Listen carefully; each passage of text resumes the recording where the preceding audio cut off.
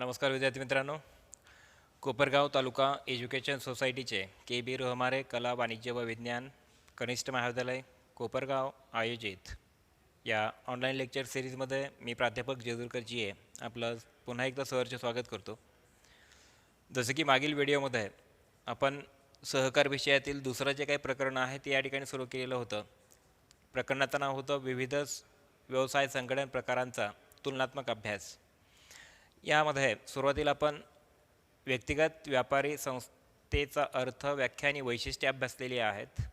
तर आता आपण या ठिकाणी भागीदारी संस्था हा जो दुसरा व्यवसाय संघटन प्रकार आहे याविषयी माहिती बघणार आहोत.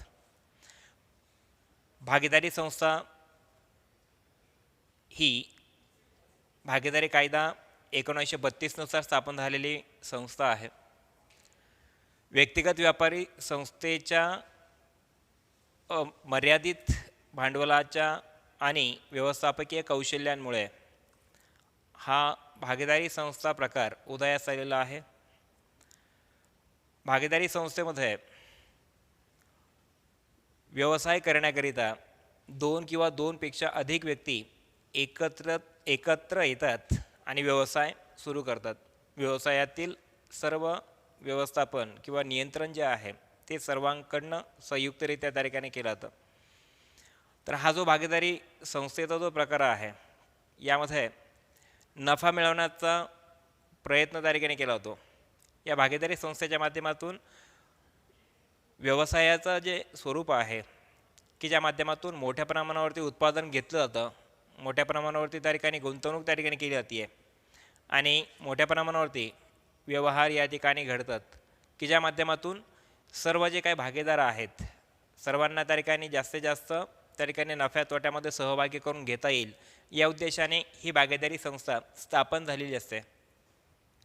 मग भागीदारी संस्था म्हणजे काय, जर याचा आपण सखोल अर्थ जर लक्षात घेतला तर आपल्याला असं सांगता येईल की 2 किंवा 2 पेक्षा जास्त व्यक्ती एकत्रित येऊन जो व्यवसाय संघटन प्रकार त्या ठिकाणी स्थापन करतात अशा व्यवसाय संघटन प्रकाराला भागीदारी संस्था असे म्हणतात. असं पण त्याचा अर्थ लक्षात घेऊ शकतो.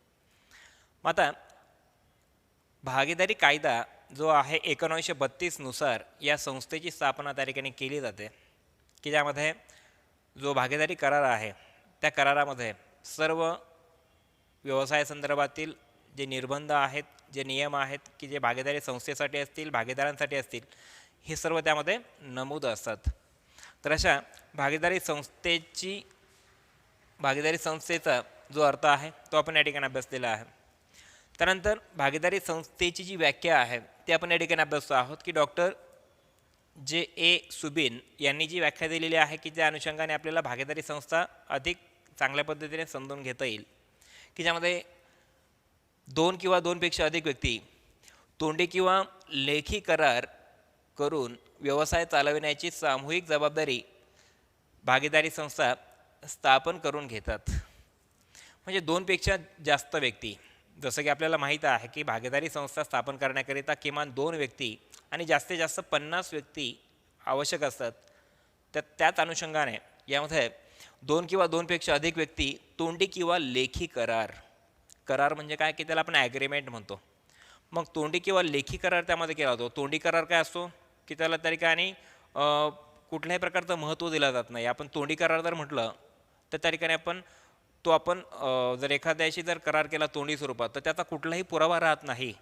मात्र तोंडी किंवा लेखी आणि लेखी करार याचा अर्थ काय की कुठल्या तरी त्या ठिकाणी स्टॅम्प पेपरवरती की त्याचा स्टॅम्प पेपरवरती केला गेलेला जो काय करार आहे की ज्याला कायदेशीर मान्यता आहे, की ज्याला पुरावा आहे, की त्याला पुरावा मांडला जातं, कोर्टामध्ये का होत नाही आहे.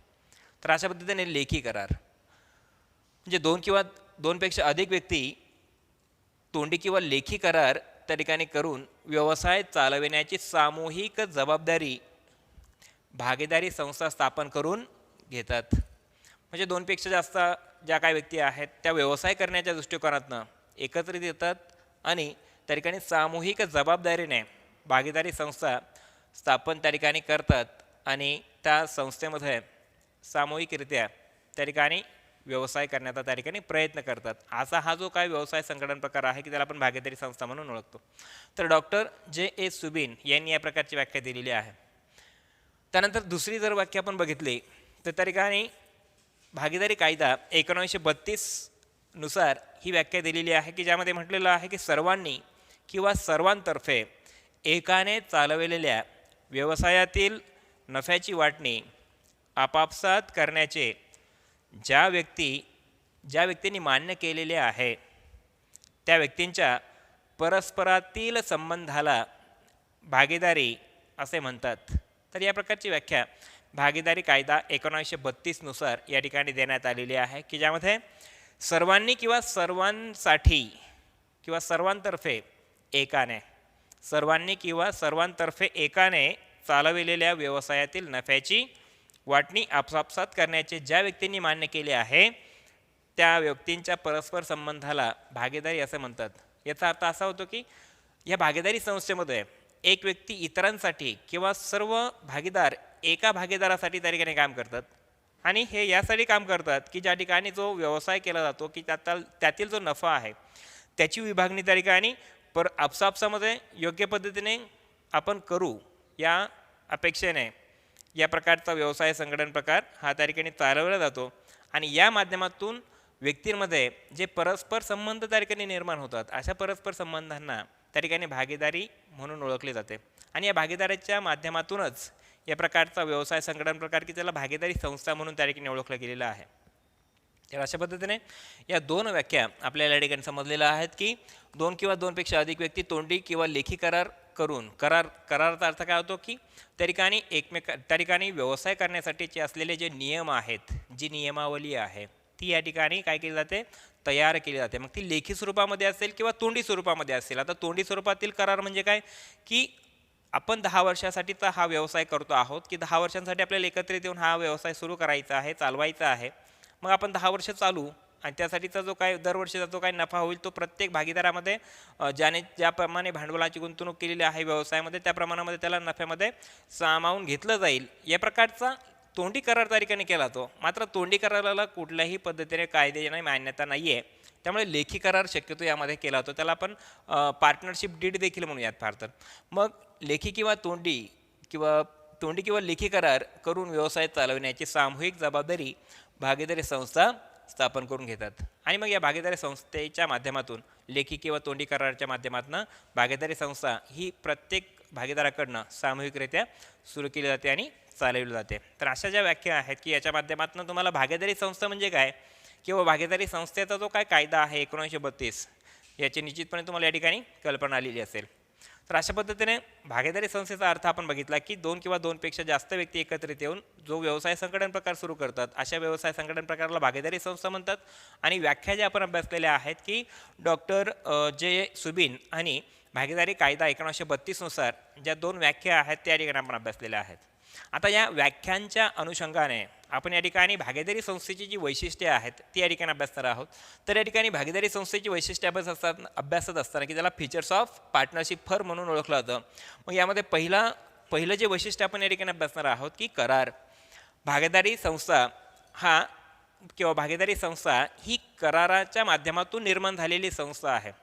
कराराच्या माध्यमातून निर्माण झालेली संस्था का म्हणायचं का तर त्या ठिकाणी भागीदारी कायदा 1932च्या माध्यमातून या प्रकारची भागीदारी संस्था त्या ठिकाणी उदयास आलेली आहे. मग या ठिकाणी करार जो आहे की आपण या व्याख्येमध्ये बघितलेला आहे की जो करार केला होतो जे ॲग्रीमेंट केला होता जे कॉन्ट्रॅक्ट केला होता भागीदारांमध्ये ते लेखी स्वरूपाचं असू शकतं किंवा तोंडी स्वरूपाचं असू शकतं की कराराच्या माध्यमातून भागीदारी संस्था उदयाला आलेली आहे. मग ज्यावेळेला दोन किंवा दोनपेक्षा जास्त व्यक्ती एकत्रित येतात व्यवसाय सुरू करण्याचं त्या ठिकाणी कल्पना मांडतात किंवा व्यवसाय प्रत्यक्षामध्ये सुरू देखील करतात. मात्र त्यांच्यामध्ये जो करार त्या ठिकाणी व्हायला हवा मग तो लेखी स्वरूपातीलच शक्यतो असावा लागतो. मग त्या करारामध्ये व्यवसायातील सर्व घडणाऱ्या घडामोडी किंवा व्यवसायातील जी नियमावली आहे मग भागीदारांसाठीचे नियम असतील भागीदारी संस्थेसाठीचे नियम असतील मग नफ्या तोट्याच्या विभागणी संदर्भातील काही नियम असतील किंवा भागीदारांना कुठल्या गोष्टींचं उल्लंघन त्यांनी करू नये किंवा भागीदारांना काय करावं आणि काय करू नये व्यवसाय संस्थेमध्ये या सर्वांच्या संदर्भातील गोष्टी या करारामध्ये नमूद केलेल्या असतात आणि हा करार त्या ठिकाणी या भागीदारी संस्थेला त्या ठिकाणी निर्माण करत असतो असं आपल्या या ठिकाणी लक्षात घेता येईल. आणि म्हणून हा जो व्यवसाय संघटन प्रकार आहे हा कराराच्या माध्यमातून त्या ठिकाणी निर्माण झालेला आहे की कराराच्या माध्यमातून भविष्यातील जे काय वादविवाद असतील किंवा भागीदारांमधील जे काही मतभेद असतील हे टाळण्याकरिता या प्रकाराचा करार हा त्या ठिकाणी भागीदारी संस्थेच्या माध्यमातून केला जातो, की ज्या माध्यमातून प्रत्येक भागीदार हा त्या ठिकाणी काय असतो, त्या ठिकाणी एक त्या ठिकाणी आपल्याला एक सुरक्षित त्या ठिकाणी मानतो की कराराच्या माध्यमातून भागीदारी संस्था ही सुरक्षित राहते आणि भागीदारही व्यक्तिगतरित्या सुरक्षित राहतात, की ज्या माध्यमातून त्या ठिकाणी भविष्यातील वादविवाद टाळता यावेत याकरिता किंवा नफ्याच्या विभागणीच्या माध्यमातून कुठल्याही प्रकारचे वाद होऊ नयेत याकरिता हा करार त्या ठिकाणी भागीदारी संस्थेमध्ये केला होतो. आणि म्हणूनसाठी पहिलं वैशिष्ट्य आपण भागीदारी संस्थेचं जर लक्षात घेतलं तर कराराच्या माध्यमातून या प्रकारची भागीदारी संस्था निर्माण होत असते. त्यानंतर दुसरं जे वैशिष्ट्य आहे की कायदेशीर नोंदणी, की त्याला आपण लीगल रजिस्ट्रेशन म्हणतो, की कायदेशीर नोंदणीची आवश्यकता त्या ठिकाणी नसते. भागीदारी संस्थेच्या नोंदणीची आवश्यकता नसते, परंतु महाराष्ट्रामध्ये भागीदारी संस्थेची नोंदणी त्या ठिकाणी सक्तीची करण्यात आलेली आहे, की ज्या माध्यमातून राज्यातील भागीदारी नोंदणी कार्यालयात या भागीदारीचा करार त्या ठिकाणी नोंदविला जाऊ शकतो, की ज्या अनुषंगाने भागीदारी संस्थेची भारतीय भागीदारी कायदा 1932च्या अनुषंगाने त्या ठिकाणी नोंदणीही केली जाते आणि ही नोंदणी करणं भागीदारी संस्थेसाठी त्या ठिकाणी फायदेशीर असतं. तर याप्रमाणे कायदेशीर नोंदणी जी काय आहे भागीदारी संस्थेची ही भारतीय भागीदारी कायदा 1932च्या माध्यमातून त्या ठिकाणी करणं आवश्यक असतं, हे आपण लक्षात घ्यायचं आहे. त्यानंतर तिसरं जे वैशिष्ट्य आहे की भागीदारांची संख्या. भागीदारी संस्थेमध्ये जर भागीदार असतील तर त्या ठिकाणी त्यांची संख्या किती असावी यामध्ये देखील काही नियम त्या ठिकाणी घालून दिलेले आहेत, की ज्यामध्ये किमान 2 भागीदार हे भागीदारी संस्था स्थापन करण्यासाठी आवश्यक असतात आणि कमाल संख्या की जी पूर्वी 20 होती की जी आता 50 करण्यात आलेली आहे. म्हणजे भागीदारी संस्थेमध्ये भागीदारांची संख्या किमान 2 आणि जास्तीत जास्त 50 एवढी असावी लागते. त्यानंतर पुढचं वैशिष्ट्य आहे की कायदेशीर व्यवसाय. भागीदारी संस्थेच्या माध्यमातून की कुठलाही व्यवसाय असावा मात्र तो कायदेशीर असावा. बेकायदेशीर व्यवसायाला भागीदारीच्या माध्यमातून त्या ठिकाणी परवानगी दिली गेलेली नाही आहे. तर कायदेशीर व्यवसाय हे भागीदारी संस्थेच्या माध्यमातून चालविले जातात याप्रमाणे. त्यानंतर पाचवं जे वैशिष्ट्य आहे की ज्याला आपण व्यवस्थापन म्हणूयात, की भागीदारी संस्थेचं जे व्यवस्थापन आहे हे सर्व भागीदारांच्या माध्यमातून त्या ठिकाणी संयुक्तरित्या त्या ठिकाणी चालविलं जातं. सर्व भागीदार हे संयुक्तरित्या या प्रकारचं व्यवस्थापन त्या ठिकाणी बघतात आणि भागीदारी सुरळीत चालावी याकरिता जे काही भागीदार आहेत त्यांच्या वतीने काही भागीदारांना या प्रकारचं व्यवस्थापन चालवण्यासाठी त्या ठिकाणी